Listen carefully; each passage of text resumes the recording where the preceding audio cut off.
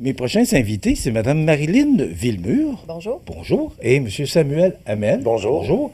Ils sont du Collège Jésus-Marie de Bellechasse autrefois. Juste pour vous remettre dans le contexte, Dina Bélanger, faut encore parler de Dina Bélanger parce que ça a existé, mais maintenant, c'est Jésus-Marie de Bellechasse.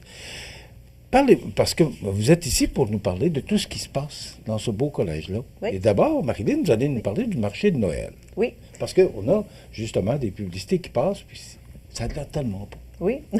Bien, c'est nos élèves d'entrepreneuriat, dans le fond, c'est M. Samuel l'enseignant.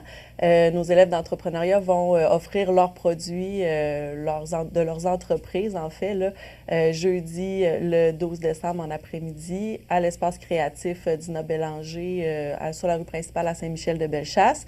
Donc, c'est un marché où il va y avoir plein de produits à vendre, puis tout ça, là, toutes les entreprises de nos élèves vont se retrouver là pour ce qu'ils développent en entrepreneuriat là, toute l'année.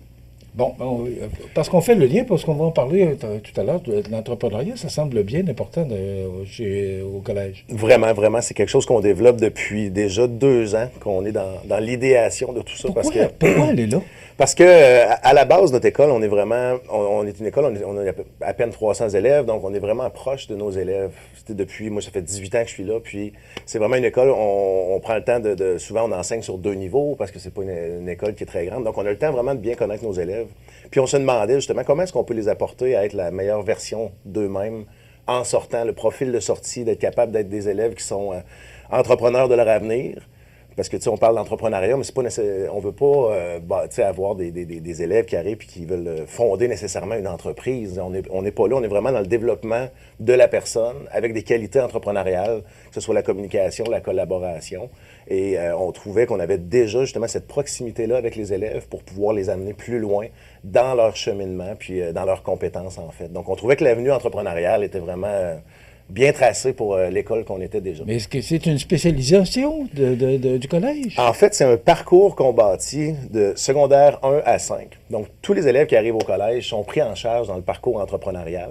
Puis déjà cette année, en fait, ils sont secondaire 1 et 2, ils font le programme Exploration. Donc, ça fait partie de ce parcours entrepreneurial-là, où est-ce que les élèves vont, au lieu d'avoir, par exemple, une spécialisation dans l'année, par exemple, si je choisis deck hockey, je fais ça toute l'année, on leur demande en secondaire 1 et 2 de varier, donc c'est-à-dire d'être trimestriellement, donc d'avoir 3 différentes spécialisations qu'ils vont faire pendant l'année. Par exemple, un élève peut faire cuisine, un élève peut faire après ça survie en forêt, et expérimenter comme ça, puis chaque élève a son portfolio numérique dans lequel il va aller déposer des réflexions sur ce qu'il a fait. Est-ce que j'ai aimé ça? Est-ce que j'ai pas aimé ça?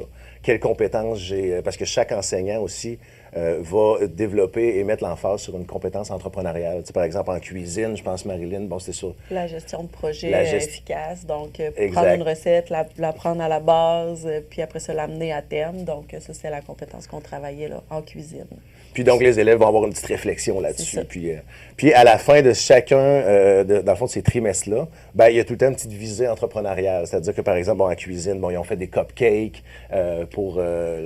Dans le fond, ils ont créé les cupcakes. Après ça, ils les ont vendus pour ramasser des sous pour faire des paniers de Noël pour les familles défavorisées. Donc, c'est le petit côté entrepreneurial là, qu'on a mis là, dans nos cupcakes. Exact. Je parle de vous. Oui. Là, je retourne à Marilyn. Oui, bien, avec plaisir. Donc, Oui. parce que vous parliez justement de l'entrepreneuriat puis du marché de Noël, Oui. les produits qu'on peut retrouver, c'est issu de ce secteur entrepreneurial. Tout à fait. Oui. Qu'est-ce qu'on peut retrouver là, Marilyn? Ben là, je vais passer c'est plus Samuel Ben oui. qui enseigne, Bon, qui s'occupe ok. des On équipes. vient. Je suis désolée. OK, on retourne à Samuel. En fait, les élèves, ils développent depuis le début de l'année. Bon, on a plusieurs choses qu'on fait dans le cours de sensibilisation à l'entrepreneuriat. Un projet immobilier, entre autres. Donc, les élèves, ils ont aussi une base sur l'immobilier. Donc, c'est une des choses qu'on trouve vraiment plaisante. Les élèves vont même avoir un revenu, pas revenu, mais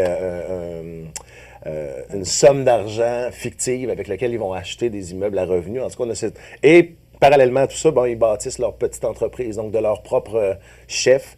Ils vont décider, par exemple, de développer des produits comme, il y a des bouteilles d'eau qui sont personnalisées avec une photo. Donc, les gens peuvent amener des photos et eux, ils impriment sur la bouteille d'eau directement. Il y a des pâtisseries, il y a... Qu'est-ce qu'il y a aussi? Là? Des vêtements. Des vêtements, exact. Donc, des vêtements qui sont pour un public cible qui est plus plein air, chasse. Donc, il y a des élèves qui vont viser ça. Qu'est-ce qu'il y a aussi, là, j'ai un blanc de mémoire, là. Mais il y a plusieurs produits là, que les élèves font. Là. Ah oui, il y a des élèves qui développent même un chalumeau, en fait. C'est des élèves qui ont une cabane à sucre. Puis, donc, pour les chaudières, donc les chalumeaux, où est-ce qu'on accroche les chaudières, eux voyaient qu'avec la broche et tout ça, il y avait un problème. Donc, ils ont décidé de développer un nouveau chalumeau qui accélère, en fait, là, la vitesse de pose des chalumeaux. Donc, il y a des projets aussi comme ça qui ne sont pas nécessairement des produits à vendre, mais ils vont présenter leurs projets, puis où est-ce qu'ils sont rendus. Ils ont des impressions 3D, des nouveaux chalumeaux qu'ils voudraient éventuellement commercialiser. Là. OK.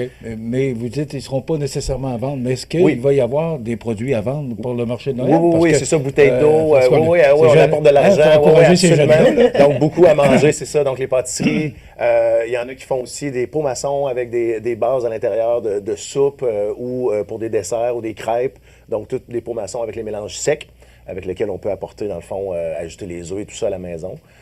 Donc oui, il y a énormément de choses qui vont être à vendre. Là. Il y a même des paniers de Noël qui ont été faits avec les secondaires 1 aussi. Donc on a un projet interdisciplinaire qu'on a fait en secondaire 1. Ça fait encore partie du parcours entrepreneurial. Et les élèves de secondaire 1 ont monté des paniers de Noël à vendre de produits locaux. Donc, on voulait absolument encourager les producteurs locaux. Il y a du miel des Filles du Roi, des confitures de Camerise et tout ça. Donc, il y a 6-7 produits locaux dans ces paniers-là aussi qu'on va pouvoir retrouver. Il en reste quelques-uns, parce qu'on a vendu beaucoup en ligne, mais il va en rester au moins une dizaine à vendre qu'on va pouvoir retrouver au marché de Noël. Donc, oui, absolument, on apporte des sous, puis on vient encourager nos élèves qui ont plein d'initiatives. Vous parlez beaucoup d'entrepreneuriat, mais ça prend de l'équipement, ça prend faire des chalumeaux, ça prend... Oui, exact. Ça prend le produit, ça prend la matière première. Oui, absolument. Comment ça se passe? En fait, c'est les élèves qui doivent s'organiser. Ça fait partie justement du parcours, c'est de dire, par exemple, les chalumeaux, on a réussi à trouver quelqu'un qui faisait de l'impression 3D puis du dessin 3D pour pouvoir les aider. Donc, on est rentré en contact avec cette personne-là qui a accepté de nous aider. Il a aimé le projet des jeunes, donc donc, c'était gratuit, il ne nous a rien chargé, mais c'était les jeunes qui ont fait les démarches, en fait. Puis, on a la chance d'avoir l'espace créatif. L'espace créatif d'Ina Bélanger, qui est en fait l'ancienne caisse populaire de Saint-Michel. C'est un endroit où est-ce qu'on fait le marché de Noël avec des fours, il y a un petit espace café. Donc, les jeunes, quand ils font de la pâtisserie, ils ont accès au four. Ils apportent leurs ingrédients, puis ils peuvent se servir de la cuisine. Puis, on a la salle également dans laquelle on va faire le marché de Noël. Donc, oui. Et au niveau théorie, parce que là, vous parlez beaucoup du côté entrepreneurial, mais parce que maintenant, il y a 5 secondaires, ce qu'il n'y avait pas avant chez Dina Bélanger. Tout à fait. Maintenant, au Collège Jésus-Marie, il y a maintenant les 5 secondaires. Tout à fait. Et ça, je pense que c'est très avantageux pour les étudiants. Oui, bien, ça les sécurise dans leur milieu. Donc, ils savent qu'ils vont faire secondaire 1 à 5 avec nous. Et ça leur permet de créer des liens entre eux qui sont forts, des liens avec les enseignants aussi qui sont significatifs pour eux. Puis ça les permet d'évoluer là, tout au long de leur parcours dans l'ADN entrepreneurial là, qu'on est en train de mettre en place. Donc, de secondaire 1 à secondaire 5, on va suivre leur évolution, puis ils vont s'adapter. Puis plus ça va aller, plus ils vont avoir d'autonomie, plus ils vont avoir la chance de collaborer entre eux, d'apporter leurs idées, puis de faire de découvrir une nouvelle vision de l'école, là où ils sont plus impliqués, puis sont plus investis dans leur apprentissage là, que juste à être passifs, à attendre que la matière arrive. Donc, on veut vraiment qu'ils soient actifs dans leurs apprentissages. Là. Drôle de question que je vais vous poser, mais c'est quoi la différence entre le public et le privé? On est plus près de nos élèves. Qu'est-ce qui diffère une école privée d'une école publique? Je pense qu'on peut parler, en tout cas, moi, je peux parler pour l'école, pour le Collège Jésus-Marie de Bellechasse. Exactement. Puis c'est pas, dans le fond, nous, comment on se démarque, c'est qu'à la base, déjà, à l'intérieur, dans l'équipe école, on a beaucoup de latitude. Donc, on a la direction qui nous laisse avoir des initiatives, justement, comme le parcours entrepreneurial, l'étude volleyball qui est née aussi, parce qu'on a une étude volleyball où est-ce que les jeunes font une période par jour de volleyball. Donc, pour nous, là, en fait, je pense pour le personnel, puis il y en a d'autres qui pourraient l'affirmer également, c'est qu'on a une belle latitude de travail et on peut amener des idées. On n'a pas affaire à une gestion complexe quand on veut, par exemple, amener un changement de parcours, le programme Exploration qu'on a mis en place cette année.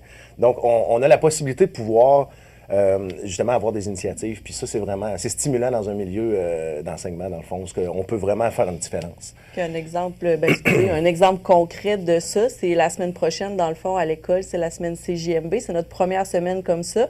C'est en lien avec notre ADN entrepreneurial, mais on demande aux élèves de faire leur horaire, de choisir les locaux dans lesquels ils vont travailler pour la semaine. Donc, ils sont libres un peu de choisir pour une fois.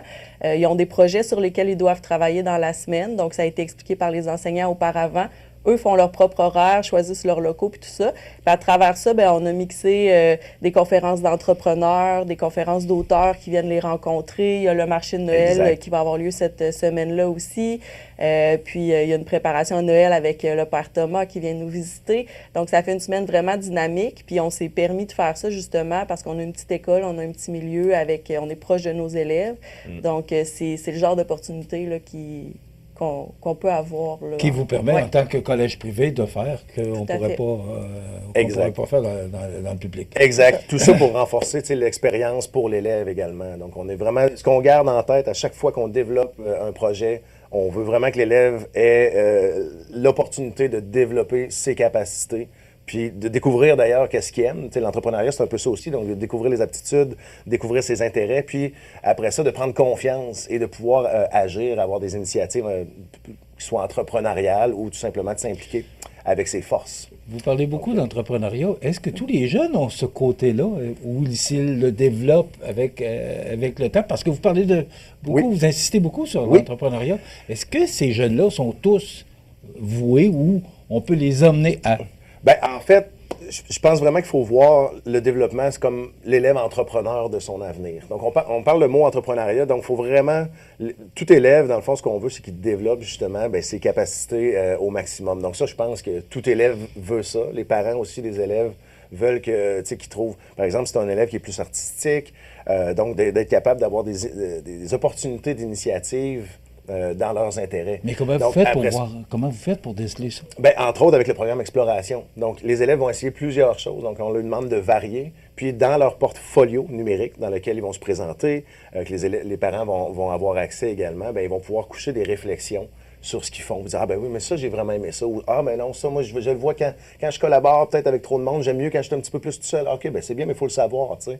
Donc, ça leur permet de se découvrir à travers ça. Puis, bon, ben ce parcours-là, on est en train de finaliser de secondaire 1 à 5, mais on veut vraiment que secondaire 3, 4, 5, les élèves puissent avoir des initiatives, que ce soit justement dans le communautaire, ou des initiatives de petites entreprises, mais ça peut être juste d'organiser un événement en lien avec les passions, que ce soit d'organiser une course dans le village, que ce soit d'organiser un spectacle de musique. Donc, on est vraiment là. Donc, pour répondre à la question, je pense que à la base, les élèves n'ont peut-être pas tous cette fibre-là entrepreneuriale, mais je pense qu'avec le temps, avec les opportunités qu'on leur offre, de pouvoir justement organiser des événements, dans leur capacité, dans leur créneau, dans leur goût à eux. Là. 100%. Donc, voilà. Beaucoup de dynamisme, hein? C'est dynamique chez vous. Absolument, Oui. absolument. Parlez-moi donnez-moi des exemples, parce que c'est ce qu'on sent. Là, puis vous parlez tous les deux avec passion, là, vos yeux brillent. Là. C'est vraiment dynamique chez vous. Vraiment, je pense que... Combien vous êtes de professeurs? On est une vingtaine. Ouais. OK. 20, le chiffre exact. Là, mais, donc, non, on a une équipe qui est dynamique, puis l'équipe aussi embarque dans les projets. Donc, on parlait tantôt là, d'avoir une capacité de pouvoir se mobiliser autour de projets, puis qu'on sait qu'ils vont être bons pour les jeunes. Donc, non, ben, c'est sûr que c'est absolument dynamique puis intéressant, là, tu sais, de travailler au collège. On essaie de saisir toutes les opportunités qui s'offrent à nous aussi. Là. Donc, comme par exemple, en fin de semaine, c'est la fête de Noël à Saint-Michel samedi.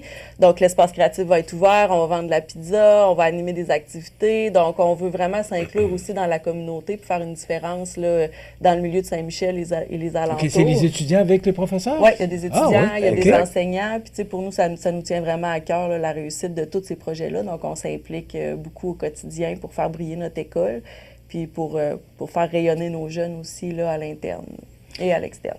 Puis d'ailleurs, excusez, mais les vendredis après-midi, justement, comme nous, on finit à 12h10 l'école le vendredi. Donc, on en fait plus les autres jours pour pouvoir avoir le vendredi après-midi.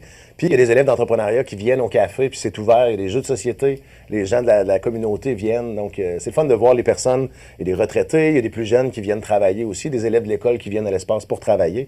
Puis de voir dans le fond, cette activité-là, cette intensité-là, des fois, là, ça rit, ça joue à des jeux. Il y a des jeunes qui vont jouer avec les gens de la communauté. Donc, on veut vraiment aussi que l'école fasse partie de la communauté et qu'on ne soit pas une entité à part, cloisonnée. Donc, on est vraiment... ça, c'est le but aussi. Puis, ça nous permet justement d'avoir des initiatives, quand on parlait d'entrepreneuriat, donc de pouvoir aller impliquer les gens de la communauté dans les initiatives des jeunes. dont le marché de Noël. Tout à fait. Oui, marché Alors, de Noël. ça se passe quand et à quel endroit? Le marché de Noël, c'est jeudi le 12 décembre, en après-midi, donc de 13h à 16h.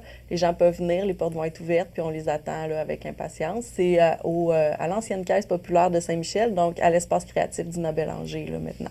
Exact. 76 rue principale à Saint-Michel. Bravo, félicitations. Puis Merci. gardez cette C'est fibre-là sûr, parce que c'est sûr. vous êtes vraiment motivés puis passionnés. Puis on vous félicite, Madame Marilyn Villemur et Samuel Hamel du Collège Jésus-Marie de Bellechasse. Merci d'avoir été avec nous. Puis bon marché de Noël. Merci. On vous Merci souhaite de beaucoup. joyeuses fêtes. Merci à vous Merci. aussi.